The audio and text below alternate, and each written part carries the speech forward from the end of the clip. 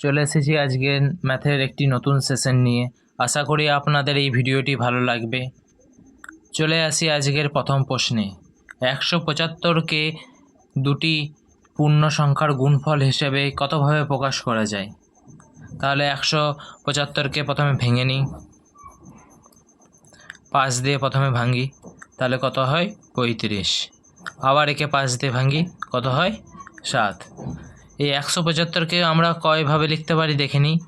1 গুণ 175, 25 গুণ 7 আর 35 গুণ 5। এরপর আমরা দেখব পূর্ণ সংখ্যার গুণফল হিসেবে কতভাবে প্রকাশ করা যায়। এইখানে কতগুলি মৌলিক সংখ্যা আছে। মৌলিক সংখ্যা মানে যাকে 1 বা সেই সংখ্যা দিয়ে গুণ করা যায়। এখানে যেমন 1কে 1 দিয়ে ভাগ করা যায়, আবার 7কে 1 দিয়ে আর শুধু 7 দিয়েই ভাগ করা যায়, আবার 5কে 1 দিয়ে আর 5 দিয়েই ভাগ করা যায়। অর্থাৎ এরা হলো মৌলিক সংখ্যা। তাহলে আমরা কত জোড়া মৌলিক সংখ্যা পেলাম? 3 জোড়া। তাহলে উত্তর কত হলো? 3। আশা করি আপনারা এই অঙ্কটি বুঝতে পেরেছেন। তাহলে চলে যাই আমরা পরবর্তী অঙ্কে।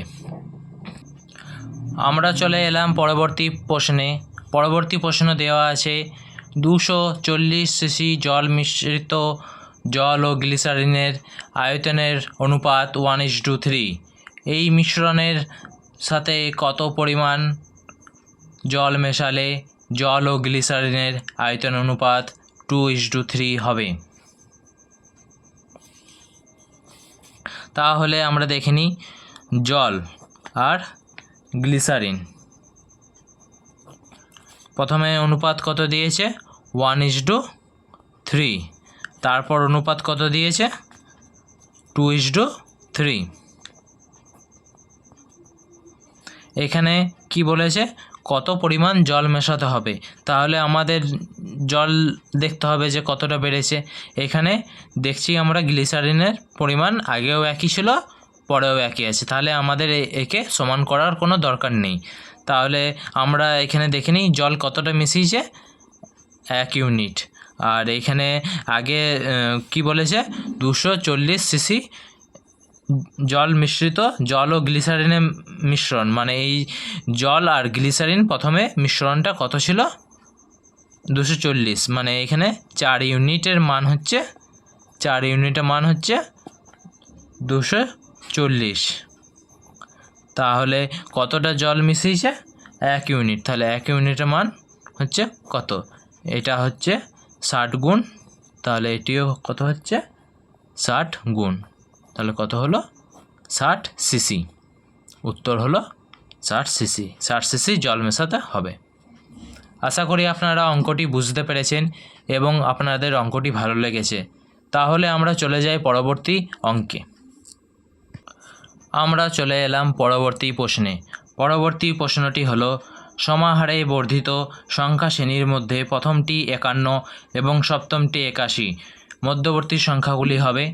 প্রথম সংখ্যাটি দিয়ে দিয়েছে 51 এবং সপ্তমটি দিয়ে দিয়েছে 81। তাহলে বলেছে যে মধ্যবর্তী সংখ্যাগুলি মানে দ্বিতীয় থেকে ষষ্ঠ অবধি সংখ্যাগুলি কত আছে। তাহলে আমরা জানি না কত কত আছে। এখানে দিয়েছে, এখানে 7টি সংখ্যা আছে। এই 7টি সংখ্যার আছে। এর মধ্যে কি বলেছে? প্রথমটি হচ্ছে, এটি হচ্ছে 51 আর এই 7 নম্বর সংখ্যাটি হচ্ছে 81। তাহলে এদের মধ্যে গ্যাপ কত করে? 1 করে।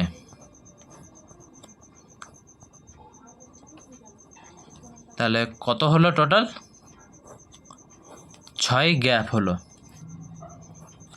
1 যোগ 1 যোগ 1, এই 6টি 1 মানে এদের গ্যাপ হচ্ছে 1 করে এবং এদের যোগ করে কত হলো? 6 হলো।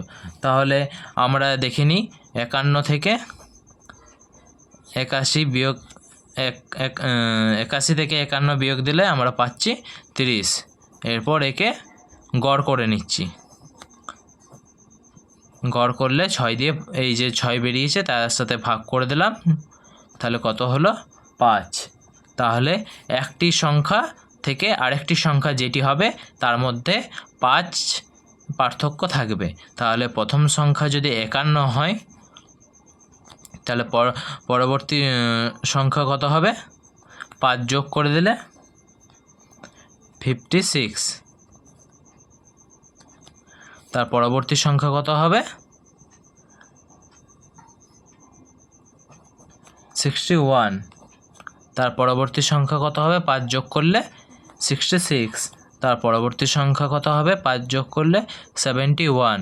তার পরবর্তী সংখ্যা কত হবে? 5 যোগ করলে 76। তার পরবর্তী সংখ্যা কত হবে? 5 যোগ করলে 81। তাহলে আমরা এখানে দেখে নিলাম যে হ্যাঁ, সিরিজটা আমাদের যে ক্যালকুলেশনটা সেটা ঠিক আছে, কারণ আমরা 51 থেকে শুরু করলাম, 81তে শেষ হলো, অর্থাৎ সপ্তম সংখ্যাটা 81 বেরোলো। তাহলে আমাদের ক্যালকুলেশনও ঠিক আছে। তাহলে আমরা এই সংখ্যাগুলি পেয়ে গেলাম 56, 61, 66, 71, 76। তাহলে আমাদের অপশন এ ঠিক। তাহলে আমাদের মধ্যবর্তী সংখ্যাগুলি হবে 56, 61, 66, 71, 76। আশা করি আপনাদের এই অঙ্কটি ভালো লেগেছে, আপনারা বুঝতে পেরেছেন। তাহলে আমরা চলে যাই পরবর্তী প্রশ্নে। আমরা চলে এলাম পরবর্তী প্রশ্নে। পরবর্তী প্রশ্নটি হলো, দুটি সংখ্যার গড় 8 এবং অপর তিনটি সংখ্যার গড় 3, এই 5টি সংখ্যার গড় কত? তাহলে আমরা দেখে নিই অঙ্কটি কিভাবে করব। এখানে কি বলেছে? দুটি সংখ্যার গড় হলো 8।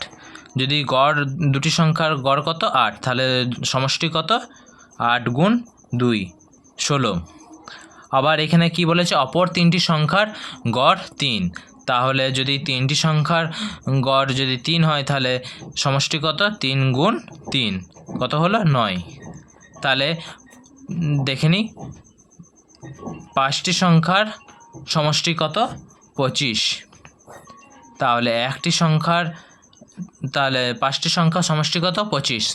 তাহলে এদের গড় কত হবে? 25কে 5 দিয়ে ভাগ, তাহলে 5। তাহলে এদের গড় কত হলো? 5। আশা করি আপনারা অঙ্কটি বুঝতে পেরেছেন এবং অঙ্কটি আপনাদের ভালো লেগেছে। তাহলে আমরা চলে যাই পরবর্তী অঙ্কে। আমরা চলে এলাম পরবর্তী প্রশ্নে। পরবর্তী প্রশ্ন দেওয়া আছে, এ ও বি একটি করে কাজ 12 দিনে, বি ও সি 15 দিনে করে, সি ও এ করে 20 দিনে। কত দিনে এ, বি ও সি একসঙ্গে কাজটি করে? তাহলে আমরা প্রথমে দেখে নিই কীভাবে ফর্মুলা অনুযায়ী করা যায়।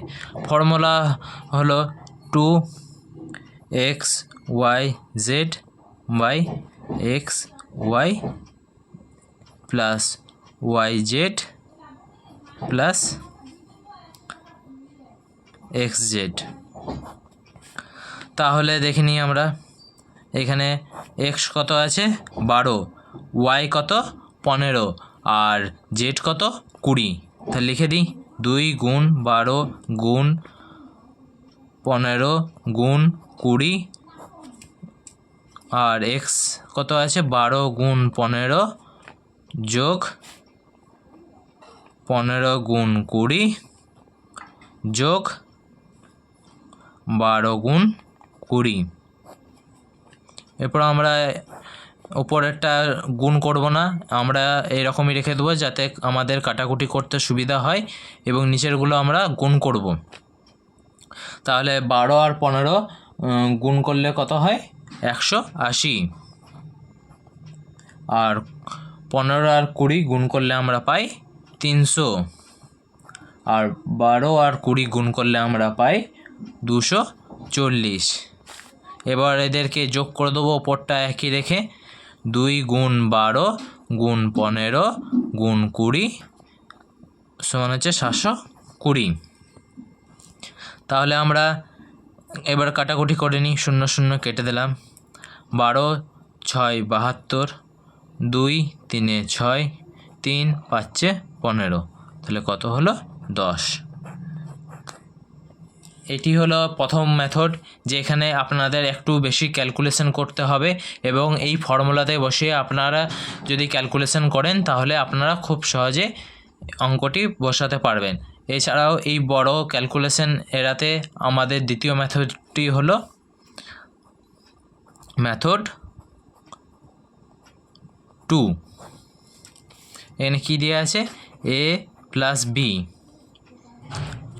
B plus C, A plus B মানে এ আর বি কত দিনে করে, 12 দিনে, বি আর সি কত দিনে করে, 15 দিনে, আর সি আর এ কত দিনে করে, 20 দিনে। তাহলে এদের কত হলো, এলসিএম করলে 12, 15, 20, 60। তাহলে কত হলো 4, এটা কত এলো 3, আর এটা কত এলো 5। এদের সমষ্টি কত হলো 12।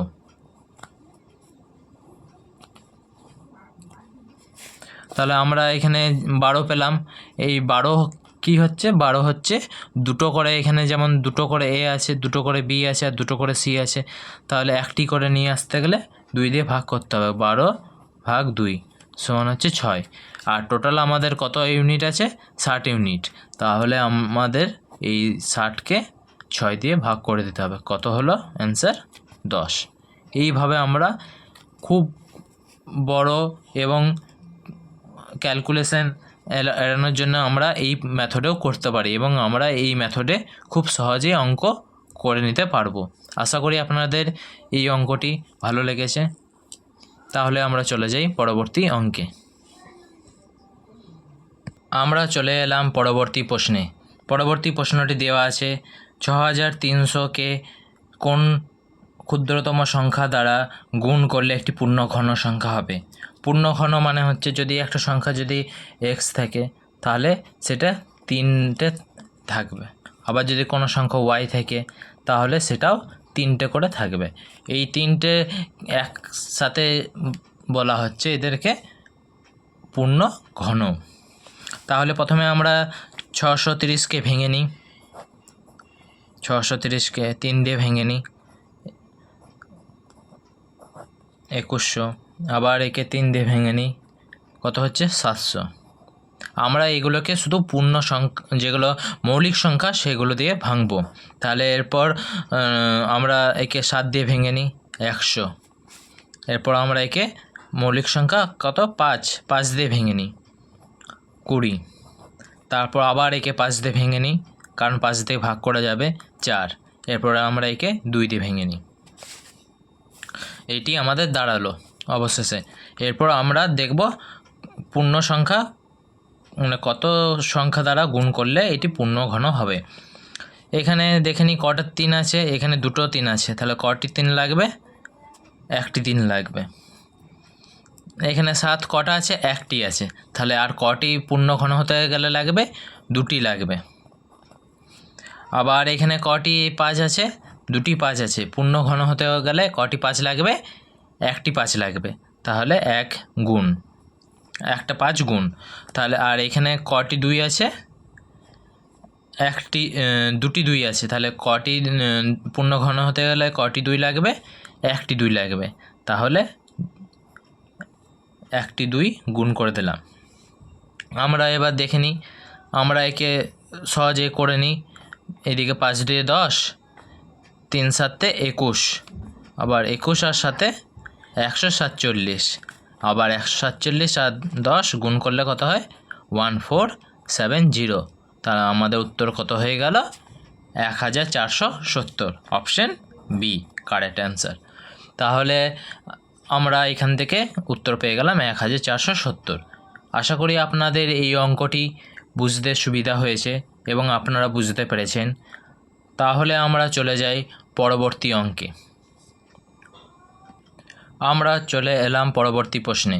পরবর্তী প্রশ্ন দেওয়া আছে, দুটি সংখ্যার সমষ্টি তাদের অনন্যকের ইংরেজি কি, রেসিপ্রোকালস।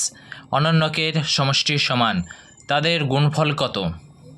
তাহলে এখানে কি দিয়েছে, দুটি সংখ্যার সমষ্টি, আমরা ধরে নিচ্ছি একটি সংখ্যা এক্স, অপর সংখ্যা ওয়াই।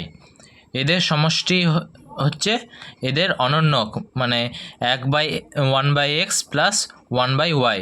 অনন্যক মানে কোনো সংখ্যা যদি এক্স হয় তার অনন্যক যদি বলে তাহলে সেই সংখ্যা হয়ে যাবে 1-এর সাথে সেটি 1/x হয়ে যাবে, অর্থাৎ যেই সংখ্যাটি দেওয়া থাকবে, অর্থাৎ 1-এর সাথে সেটি ভাগ হয়ে যাবে।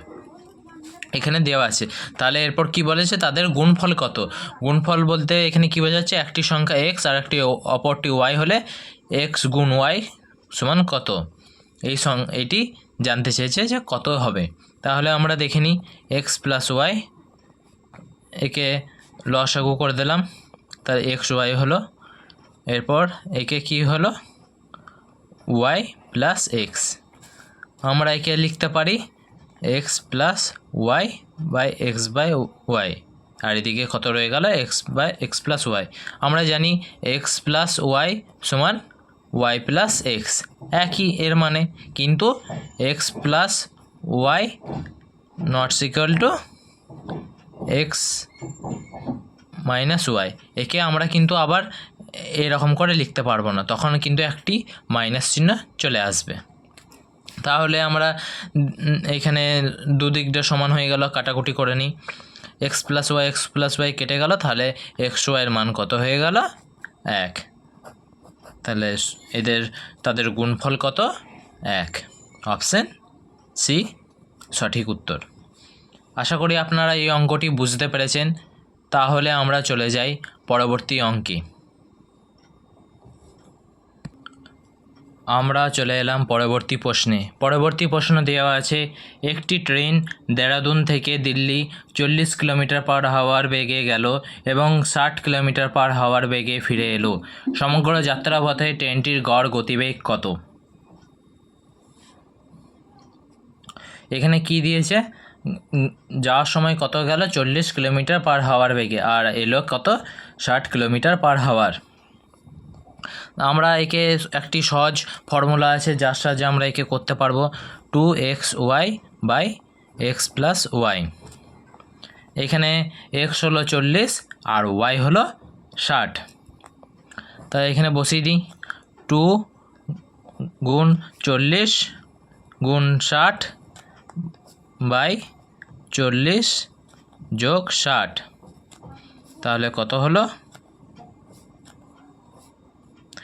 2 গুণ 40 গুণ 60 বাই 100। এবার 0 0 কেটে দিলাম, তাহলে উত্তর কত হলো,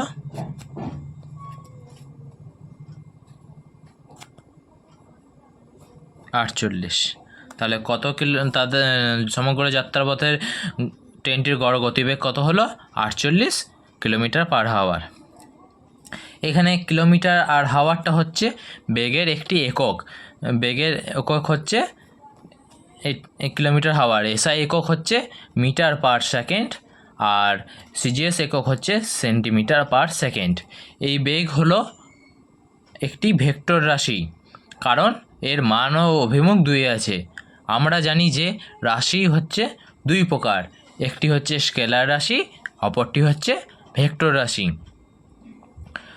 স্কেলার রাশি কোনগুলো, যাদের মান আর অভিমুখের মধ্যে যে কোনো একটি থাকবে, অপরটি থাকবে না।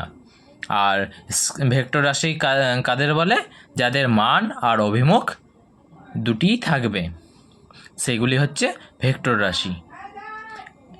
আমরা এরপর ম্যাথে চলে আসি, আমরা ফিজিক্সে চলে গিয়েছিলাম। আশা করি আপনাদের এই অঙ্কটি ভালো লেগেছে। তাহলে আমরা চলে যাই পরবর্তী অঙ্কে।